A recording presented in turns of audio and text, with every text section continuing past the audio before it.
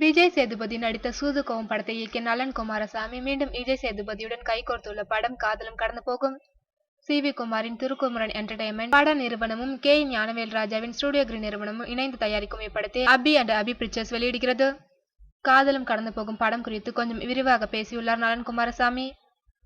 காதலும் கடந்து போகும் ஒரு காதல் கலந்த காமெடி படம். முழுக்க முழுக்க காதல் கலந்த காமெடி படம் என்பது தமிழ் சினிமாவில் மிகவும் அரிது. நாயகன் நாயகி இருவருக்கும் எப்படி நட்பு உருவாகிறது என்பதுதான் கதையே. தமிழ் சினிமாவில் உடனே நட்பு உருவாகி விடுவது போல பண்ணியிருப்பார்கள்.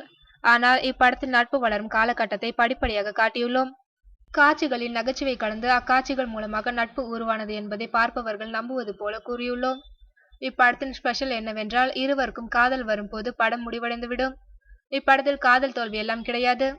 சூதுக்கவும் படத்தில் நயன்தாராவிற்கு கோயில் கட்டும் காமெடி காட்சிகள் எல்லாம் படம் வெளிவந்தவுடன் நல்ல வரவேற்பு பெற்றது. அதே போன்று இப்படத்தின் காமெடி காட்சிகளுக்கும் நல்ல வரவேற்பு கிடைக்கும். இப்படத்தில் 2 பாடல்கள் 2 சண்டை காட்சிகள் இருக்கின்றன. ஒரு சண்டை காட்சியை ஒரே டேக்கில் எடுத்துள்ளோம்.